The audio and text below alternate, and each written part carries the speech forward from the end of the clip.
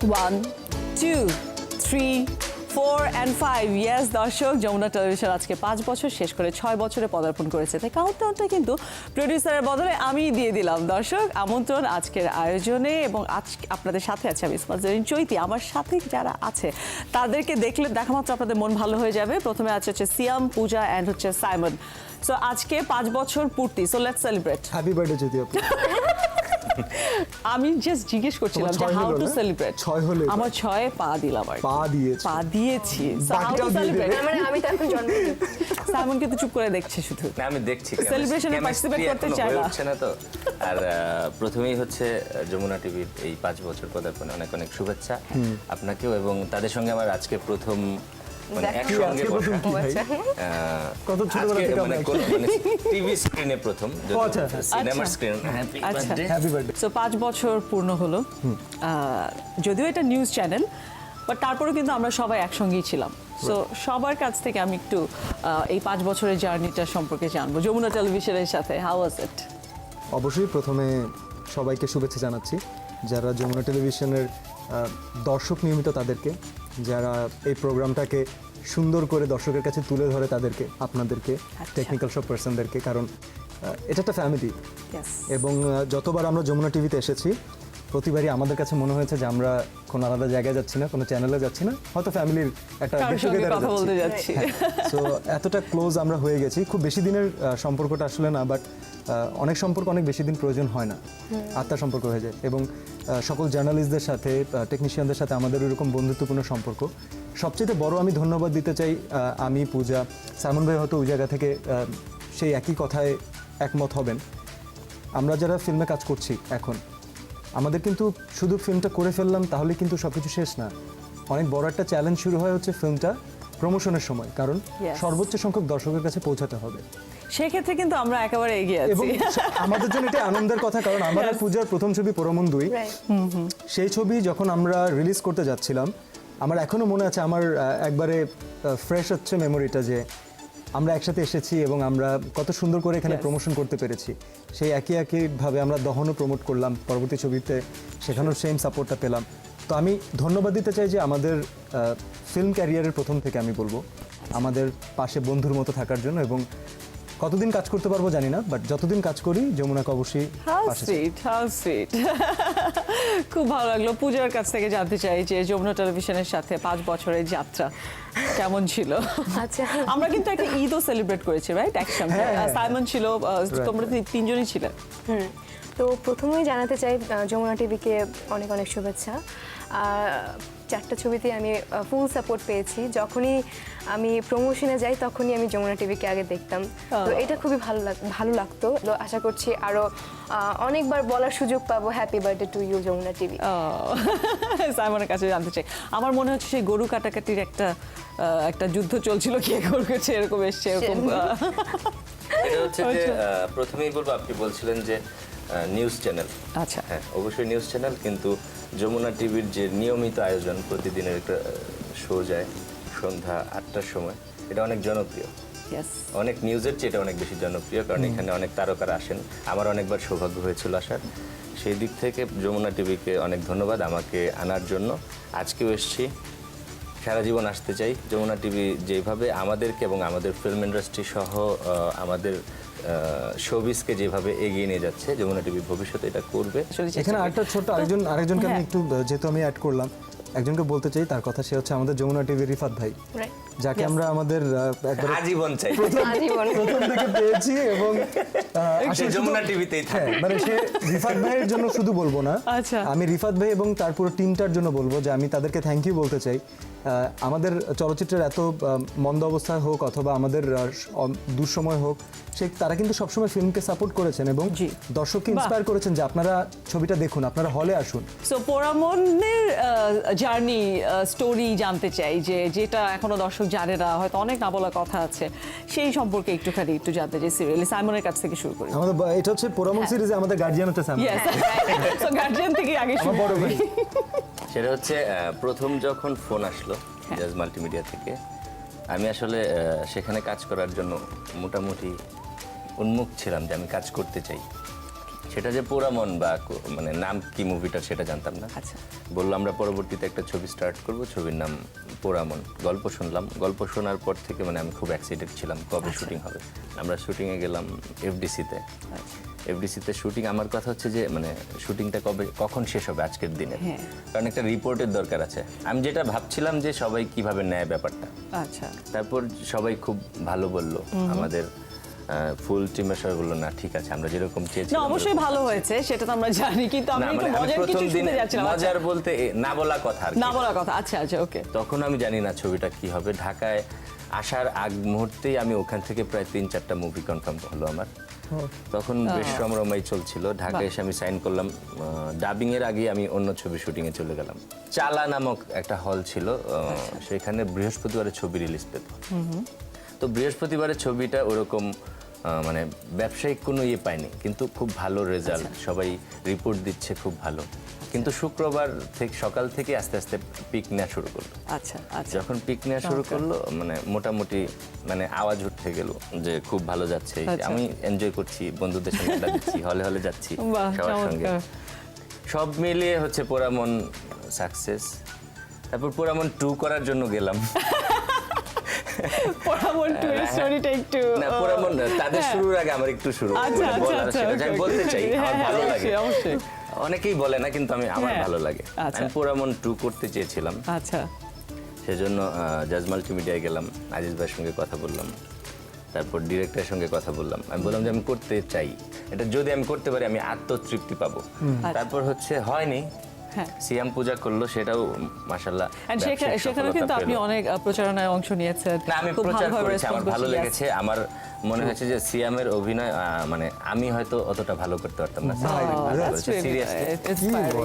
সত্যি কথা আমার খুব ভালো That's লেগেছে। really inspiring. আর ছবিটা চমৎকার। সবচেয়ে বড় ব্যাপার হচ্ছে ব্যবসায়িকভাবে সফল, হ্যাঁ। এবং মানে পোড়ামন যেরকম ছিল সেটাকেও হয়তো ছাড়িয়ে গেছে, এটাই অনেক বড় অর্জন। না আমাদের জন্য পোড়ামন আমাদের জন্য three- কিন্তু এটা খুব একটা টাফ জব ছিল, আমি আগে থেকে এটা স্বীকার করি। আমি থ্যাঙ্কস দিতে চাই সাইমন ভাইকে, কারণ সে ঠোঁট কাটাভাবে সবসময় সত্যি কথাটা সকল শোতে বলেন, এবং এটা রেসপেক্ট, এটা গাটস আছে তার। বাহ Thank you. চমৎকার, আরেকটা তালিয়া। তালির পর তালি পেয়ে যাচ্ছে কিন্তু। বিশাল আবেগের ব্যাপার। একদম আবেগে আপ্লুত হয়ে যাচ্ছে। চোখ দিয়ে পানি পূজার এসে কাছে আসতে চাচ্ছি যে দুপাশে দুই নায়ক বসে রয়েছে। গরম লাগছে। How you feeling? Of course you are নায়ক দরকার ছিল। গাড়ি নিয়ে আসবে। না না দুইজন নায়কের কে সাথে ট্রেডমার্ক যদি বলা হয়, অথবা তোমার সাথে চুজ করা হচ্ছে, একজনকে ভিলেন বানাতে হবে, একজনকে হিরো বানাতে হবে। সো আমি what do you villain want? হতে চাই। আচ্ছা সামিন ভাই বলে বলে দিয়েছে। দিয়েছে, হ্যাঁ হিরো।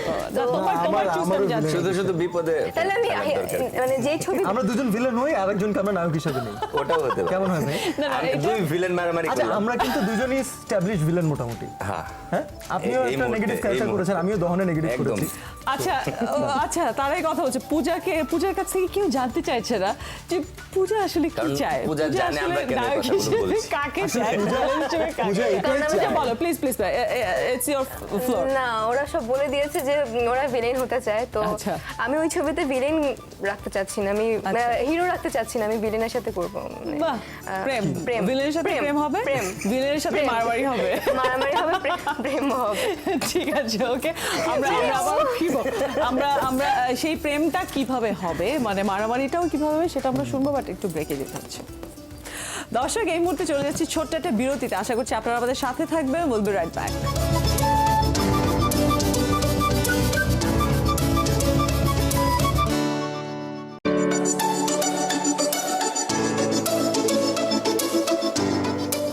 দর্শক বিরতিতে যাওয়ার আগে কিন্তু আমরা খুব ইম্পর্টেন্ট একটা সাবজেক্ট নিয়ে কথা বলছিলাম। নায়িকা আসলে নায়ক হিসেবে কাকে চাচ্ছেন না, চাচ্ছেন হচ্ছে ভিলেন, দুজনকে ভিলেন হিসেবে চাচ্ছেন, এরকমই আমরা কিছু মানে শুনছিলাম। আচ্ছা কিন্তু একজনের সাথে প্রেম করবে, একজনের সাথে মারামারি করবে। তুমি কেন জানতে চাই, তুমি কার সাথে ব্যাপারটা প্রেম? এরকম না। হ্যাঁ, নায়িকা কার চাচ্ছেন সাথে না, কারণ প্রেম? নায়িকাকে আমরা বিপদে ফেলতে চাচ্ছি না।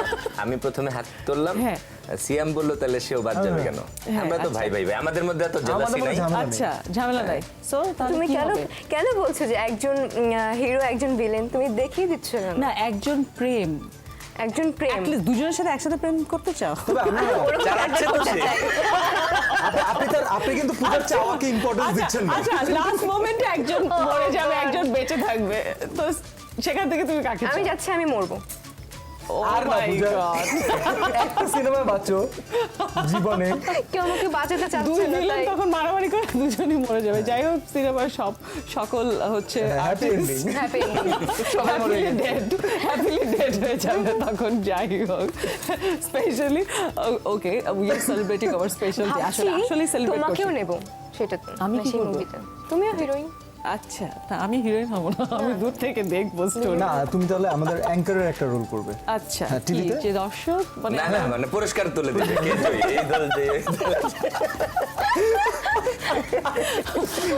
নায়িকা যদি একজন বসা আছে, বা তারপরেও মজা করে জানতে চাই, এবারে সিরিয়াসলি জানতে চাই, মজা করে না, সিরিয়াসলি জানতে চাই যে পছন্দের নায়িকাকে বাংলাদেশের বাংলাদেশে। না মানে সমসাময়িক। হ্যাঁ, সমসাময়িক, আমি পুরনো, সিনিয়র, পুরনো তো অনেক আছেন, শাবানা ম্যাম অবশ্যই আছেন, আছে। না, আমি ববিতা ম্যাম, সমসাময়িকদের কথাই জানতে they are চাচ্ছি। amazing। Yes. এবং শাবনূর ম্যাম। তারা সবাই আসলে আমাদের খুব ফেভারিট লিস্ট আছে। শাবনূর আপু আছে, শাবনূর না, আপুর সাথে তো ড্রিম নায়িকা, dream heroine. Dream heroine, but আমার এখন যেটা মনে হচ্ছে যে ইন দ্য নিয়ার ফিউচার আমি জয়াপার সাথে একটা কাজ করতে চাই।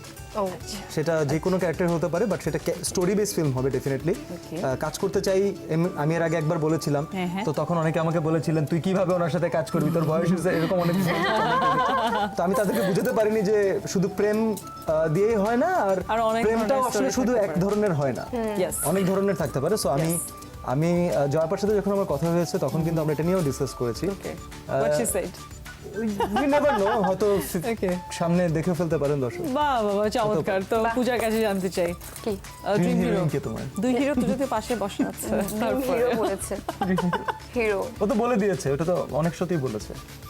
হ্যাঁ আবারও আমার বলো। আমার খুব ভালো লাগে সালমান শাহ স্যার। না এটা তো বলোনি। কি আমি বলেছি রিফাত ভাই জানে। না তুমি এটা বলোনি। তুমি না শুনলে তুমি তো সবসময় এক ভাই সেকেন্ড একশোতে এক এক কথা বলছে। আমি কি বলেছি? ও বললো, ও লাস্ট শোতে বলেছে, একশোতে বলেছিল সাকিব ভাই, তারপর হ্যাঁ, একশোতে অবশ্যই। বলেছে বাপ্পি ভাই। শোনো, আমি বুঝলাম না, মানে ও একবার স্টেটমেন্ট চেঞ্জ করে। আজকে আমরা দুজন আছি, কিছুই সব বুঝলাম না। জায়গায় আমরা দুই তো হিরো। না, না, না, মাঝখানে সব এও বলেছে, জায়গায়, Dream villain। এটাও বলেছে যে আমি সবথেকে কমফোর্টেবল রোশনের ভিলেনও সাথে। দুজন। আচ্ছা আর পূজা favorite hero হচ্ছে আদ্রি। পূজা ভিলেনও second. দুজন চাচ্ছে। কাউকেই বাদ দিতে চায় না। ওয়েট তুমি কি সবাইকে আমাকে লাগবে। প্রুফ দেখাতে পারবে?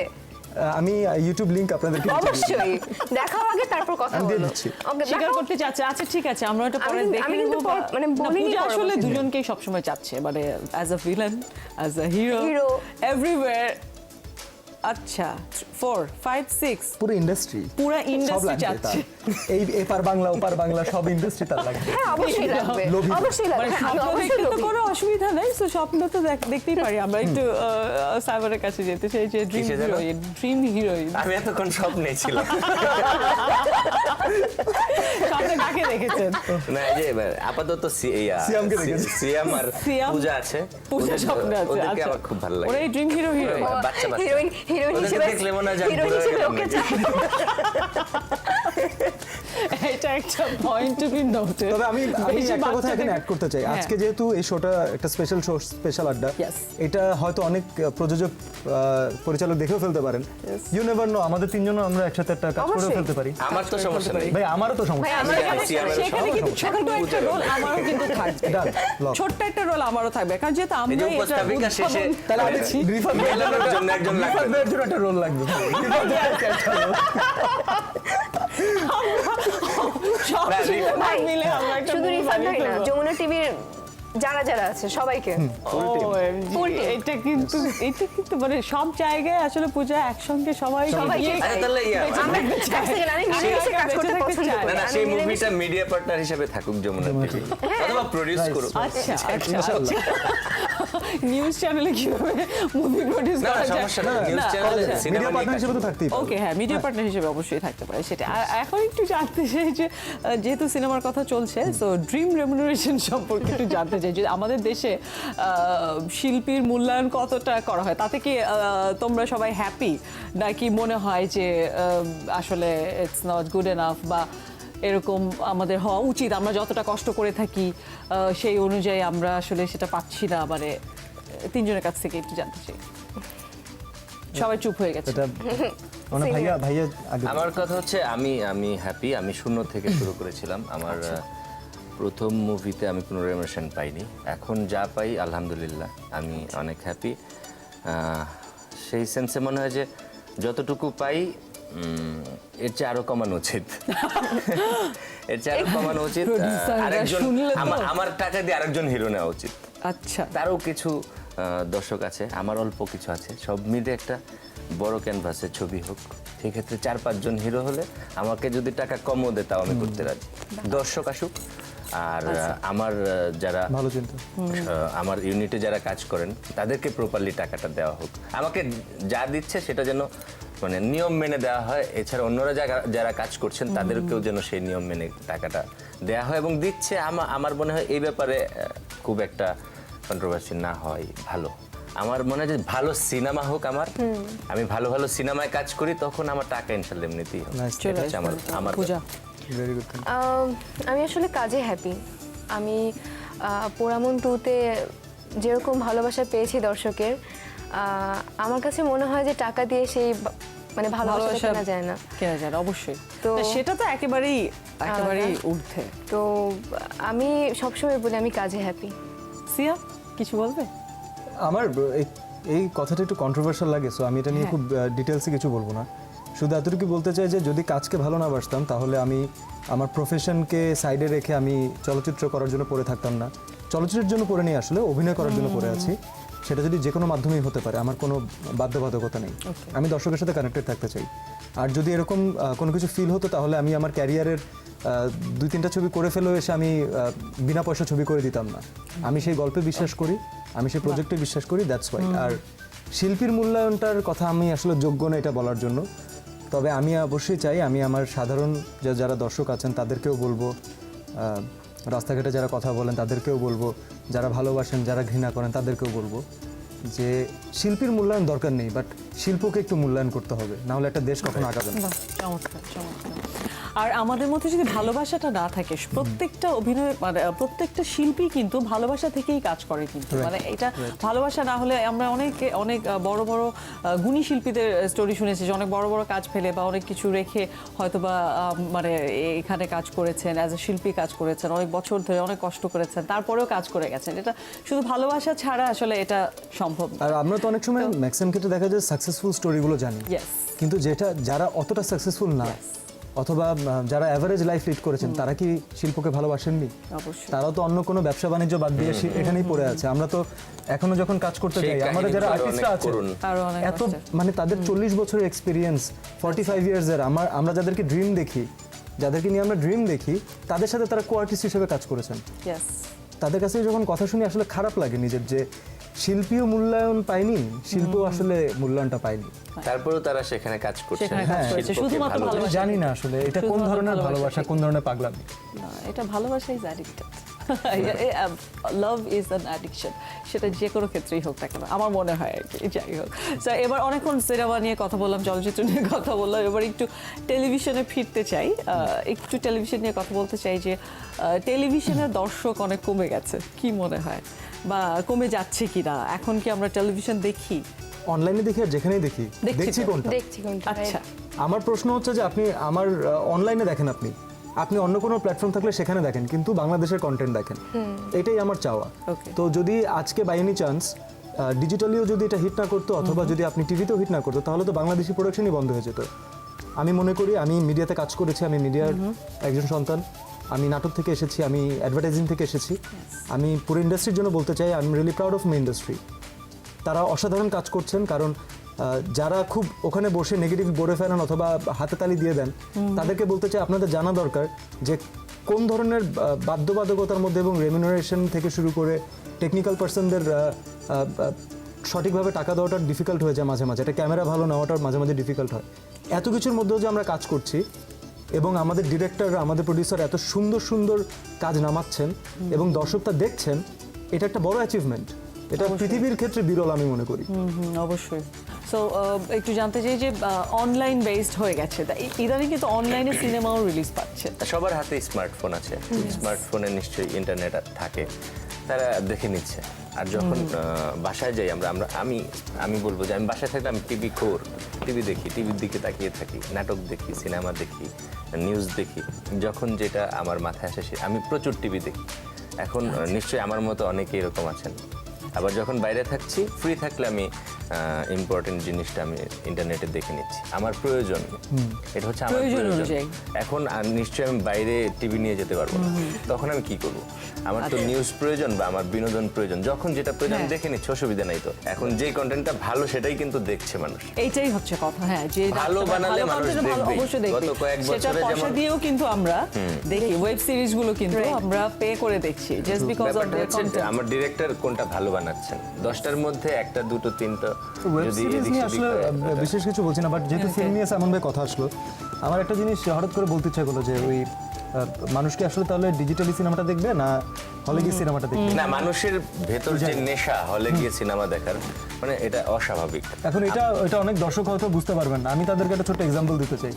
মনে করেন যে কিছুদিন পর ওয়ার্ল্ড কাপ স্টার্ট হচ্ছে, তো আপনার আমার এলাকাতে চায়ের দোকানে কিন্তু সবাই দাঁড়িয়ে আমরা ম্যাচ দেখে, রাইট? Yes. ওইখানেও আমরা ম্যাচ দেখছি। এখন আপনি চিন্তা করেন আপনি লর্ডসে বসে স্টেডিয়ামে ম্যাচটা দেখছেন, ওটার মধ্যে তো আলাদা। আপনি কখনো ওই মজার সাথে এই মজাকে কম্পেয়ার করতে পারবেন? কখনোই না। ফিল্ম কখনো এই 5.5 ইঞ্চি স্ক্রিনে দেখার জিনিস আর না। সেখানে তো আমাদের সেটাই। দর্শকদেরকে আলাদা অ্যাওয়ার্ড দেওয়া উচিত। একেবারে মানে এত গরম, এত হ্যাঁ। ছারপোকা, এত সমস্যা, মানে খুবই আচ্ছা, বাজে আমরা এই অবস্থা। ব্যাপারে এর মধ্যে কথা তারা- বলবো, এটা খুব ইম্পর্টেন্ট একটা ইস্যু কিন্তু, মানে যেটা নিয়ে আমি আসলে আমিও কথা বলতে চাই, যাই হোক কিন্তু একটু ব্রেকে দিতে হচ্ছে। দর্শক, যাচ্ছি একটা ছোট্ট বিরতিতে, আশা করছি আপনারা আমাদের সাথেই থাকবেন। বলবে রাইট ব্যাক।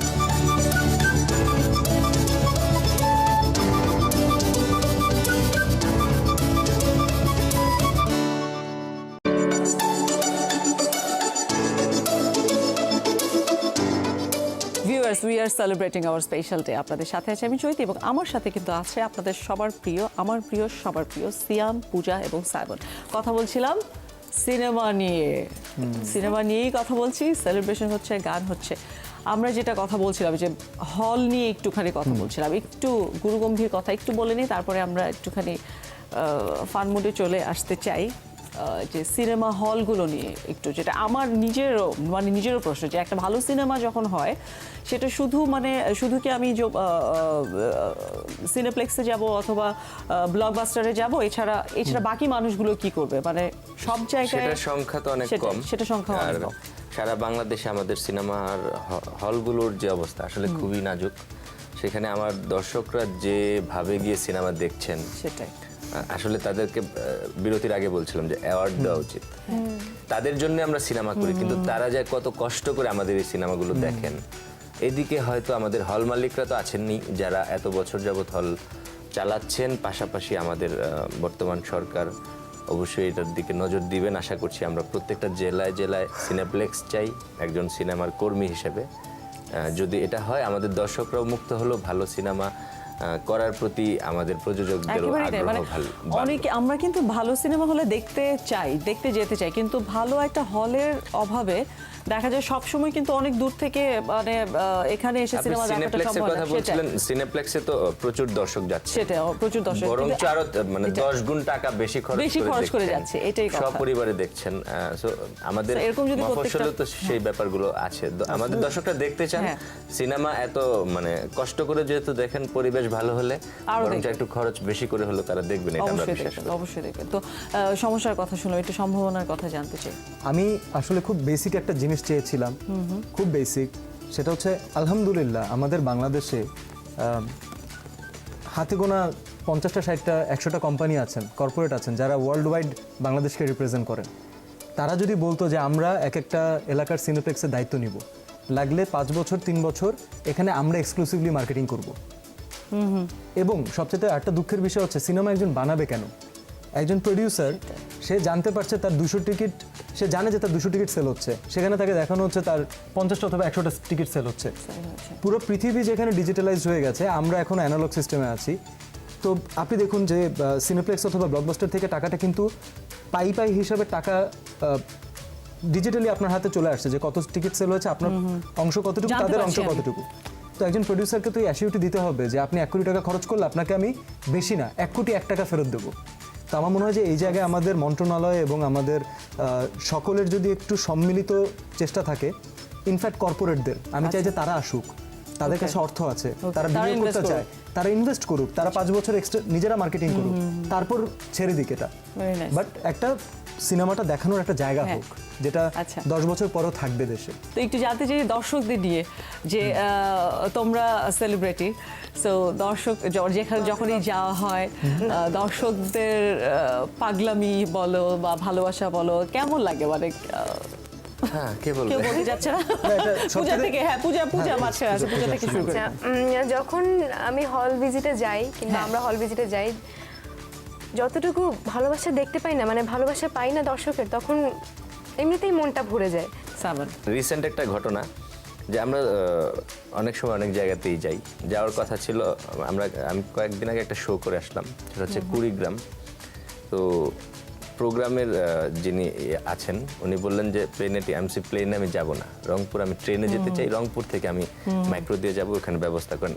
বললো কেন এত দূরের পথ? আমি বললাম যে ট্রেনের জার্নি অনেক বছর হয় না, ভালো লাগে। তো আমি কমলাপুর রেল স্টেশন গেলাম, আমার সাথে আমার বাজান ছিলেন। তো আমি মাস্ক পরা আর সানগ্লাস পরা, আচ্ছা যেহেতু মোটামুটি কয়েকজন চেনে, আমি ট্রেন অবধি আমি মাস্কটা পরা। তো একটা ছেলে আসলো, আসার পর আপনি সাইমন সাদিক না? আমি মানে এরকম করলাম, ভাই আপনার অভিনয় ভালো লাগে, এই সেই। হঠাৎ করে মাস্ক পরে হ্যাঁ, হঠাৎ করে বলছি হ্যাঁ আপনি দাড়ি কাটেন না কেন? আপনি দাড়ি কাটেন না কেন? লাখ লাখ টাকা কামাইন মিয়া, দাড়ি কাটেন না? আমি বললাম, জি না, মানে হাসাচ্ছে আমাকে। আপনি কত সুন্দর দাড়ি কাটাইলে আরো কত ভালো লাগতো। আর কত ভালো লাগতো। আমি এরকম করতেছি। আমি বললাম যে ঠিক আছে ভাই, আমি আচ্ছা। একটু পরে আবার বলতেছে কম সেই পাগল আপনার লাগে দাড়ি কাটেন না। সিয়ামের কি আমি খুব অবস্থা? enjoy করছিলাম। সিয়ামের দাড়ি তো একটু মনে হয় সাইমন থেকে একটু বেশি না, না, ওই সময় একটু বড় ছিল। বড় ছিল। আচ্ছা, কত ইনবক্স আসে প্রতিদিন বা প্রতি রাতে বা প্রত্যেক সপ্তাহে, মানে দেখার সময় হয় সেগুলো? আমি আমার সাধ্যমতো চেষ্টা করি, আচ্ছা। কিন্তু আসলে আমার প্রফেশনাল কমিটমেন্টস প্লাস আমার তো আর একটা প্রফেশন আছে, সেই জায়গাতে সময় দিতে হয়, যার জন্য অনেক কিছু পারি না। আর বিড়ম্বনার কথা যেটা বললেন, হ্যাঁ। আমার মনে হয় যে বিড়ম্বনায় পড়ার মতো খ্যাতি আমার এখনো হয়নি, যতটুকু হওয়া দরকার। সেলিব্রিটি তকমা পাওয়ার জন্য আমরা এখন আসলে প্রস্তুত না। অনেক কাজ করতে হবে, অনেক ভালো কাজ করতে হবে। বাট আমি একটা জিনিস, স্পেশালি লাইক ইনবক্স করে না যে এরকম কোন হ্যাঁ, মজার ওগুলো- স্টোরি একটু তো বলো, মানে অনেক ধরনের অনেক কিছু ভাষায় আছে। মানে চিঠি লেখেন, পত্র লিখেন আরে না, ওটা বা- আমার উপর অনেকের অনেক কমপ্লেন যে আমি আচ্ছা। কেন প্রেম করলাম, আমি কেন বিয়ে ইস, করলাম। আহা, আবার যার সাথে প্রেম করেছি তাকেই কেন বিয়ে করেছি, মনে হয় যে এটা করে আমি একটা ক্রাইম করেছি, যে আমি যার সাথে এতদিন আছি তাকে কেন বিয়ে করলাম, অন্য কাউকে কেন করলাম না, অথবা কোনো নায়িকা কেন বিয়ে করলাম না, পূজাকে কেন আচ্ছা। বিয়ে করলাম না, এই ধরনের অনেক কথাবার্তা আসে। বাট আমি বিড়ম্বনা নিয়ে ছোট্ট একটা কথা বলতে চাই, সেটা হচ্ছে আর্টিস্টদের জীবন, অথবা যদি আরো বলি ফিল্ম আর্টিস্টদের জীবন, অথবা ফিল্মের যারা লিড হিরো, যারা লিড হিরোইন, তাদের জীবন, আমি একটা বাস্তবতা জানি যে এই জীবনটা খুব ক্ষণস্থায়ী, আচ্ছা এবং এটাই অবশ্যম্ভাবে মানুষ যেভাবে জন্মেছে যে ঠিক সেভাবে মরে যেতে হবে। হ্যাঁ। এটাও 100% রাইট যে খ্যাতিটা আজকে আমাদের আছে সেটা কালকে অন্য কারো থাকবে। তো যতদিন আমাদের কাছে আছে সেটাকে আমরা আল্লাহ তাআলার একটা কৃপা, করুণা, আশীর্বাদ মনে করে সেটাকে আগলে রাখার চেষ্টা করি, নিজের সম্মান রাখি, দর্শকের সম্মান রাখি। এর থেকে বেশি তো স্বাচ্ছন্দ্যে অথবা গর্ব করে বাঁচার কিছু নেই যে আমি শিল্পের জন্য কাজ করছি, আমি একজন শ্রমিক। আমরা একজন শিল্পী যারা, আমরা তো আসলে কোনো সুপারস্টার না, আমরা প্রত্যেকেই ফিল্মের শ্রমিক। যে ডে পেমেন্টে কাজ করে, আমিও ওইভাবে পেমেন্টে কাজ করি। তো সেটাই। সেই সম্মানের জায়গাটা থাকলে আমার মনে হয় সবাই ভালো থাকবে। খুব ভালো লাগছে আমি শুনতে, মানে আমি যেহেতু মানে এক্সপেকটেশনের ব্যাপারটা আসছে, মানে কি চাই ভবিষ্যতে, যে মানে কি যমুনা টেলিভিশনের কাছে এক্সপেকটেশনটা কত? সেটা হচ্ছে সিনেমা নিয়ে আরো অনেক বেশি বেশি প্রোগ্রাম হওয়া উচিত। শুধু সারাদিন তো নিউজ যাচ্ছে, হ্যাঁ রাত 8টায় গেল বা সপ্তাহে একটা দুইটা দিন আরো স্পেশাল কিছু থাকা উচিত। আচ্ছা, সিনেমা নিয়ে পাশাপাশি মিউজিক নিয়ে বা ড্রামা নিয়ে এরকম Okay. আলাদা আলাদা কিছু কিছু যদি part সেগমেন্ট আমার করে মনে দেওয়া হয়। হওয়া সিয়াম উচিত। কি চাই যমুনা টেলিভিশনের কাছে? আমি চাই কি যমুনা টিভির সকল প্রোগ্রামে চৈতি আপু থাকুক। এটা আমিও চাই, এটা আমিও চাই চাই। সবসময় আমার গেস্ট সিয়াম হোক, পূজা হোক, সালমান হোক, যেন অনেক মজা করে আড্ডা দিতে পারি। তাহলে এখন হচ্ছে- আমি- হ্যাঁ, এখন মিথ্যা আরো কথাটা কিছু বলি। করতে হবে, মনে আছে আমরা এখন যে- মিথ্যা কথাটা বলো। মিথ্যা কথা কি? বলবো, যেটা চাই, হ্যাঁ, কি? সেটা হ্যাঁ, হচ্ছে এখন যেহেতু আমরা আসলে ফিল্মকে রিপ্রেজেন্ট করছি এখানে, তো আমি আমার ফিল্মের সকল আমাদের ফ্র্যাটার্নিটির পক্ষ থেকে অথবা আমাদের পরিবারের পক্ষ থেকে আমি অবশ্যই চাবো যে আমাদের ফিল্মকে ডেভেলপ করার জন্য যা যা দরকার, ফিল্মকে প্রমোট করার জন্য যা যা দরকার। ইনফ্যাক্ট আমি এরকম শো চাই যেখানে আমরা পাবলিকদের রিয়াকশন জানতে পারি। আমি এমন শো চাই যেখানে আমরা জানতে পারি যে তারা আমাদের কোন কাজটা পছন্দ করছেন, কোনটা করছেন না। Yes. কনস্ট্রাকটিভ ক্রিটিসিজম চাই, যেন পরবর্তী কাজটা আমরা ভালো করতে পারি। এবং আমাদের ফিল্মের ক্ষেত্রে অথবা আমাদের মিডিয়ার ক্ষেত্রে যদি কোনো অসঙ্গতি থাকে তারা সেটাও তুলে ধরবেন, যেন আমরা সেটাকে শুধরে নিতে পারি। কারণ এটা কিন্তু একটা trial and error process, Okay. কখনো আসলে Yes. পারফেক্ট হয় না, বাট আমরা সবাই চেষ্টা করতে চেষ্টা থাকি। চালিয়ে যেতে হবে। এবং আশা করি যদি ফিল্ম ডেভেলপ করে বাংলাদেশে যদি আমাদের পুরো পরিবারটা উন্নতি করে, আরও 10 জন মানুষ বেশি ভালো থাকতে পারবেন, তারা খেতে পারবেন, কর্মসংস্থান হবে। ঠিক তাই। দর্শক, সিয়াম, পূজা এবং সাইমনের চাওয়াগুলো শুনলাম, থেমে থাকলে চলবে না। আমরা জানি দর্শক, আপনাদেরও অনেক চাওয়া আছে আমাদের কাছে। কথা দিচ্ছি থেমে থাকবো না, কারণ আপনাদের জন্যই আমরা। ভালো থাকবেন।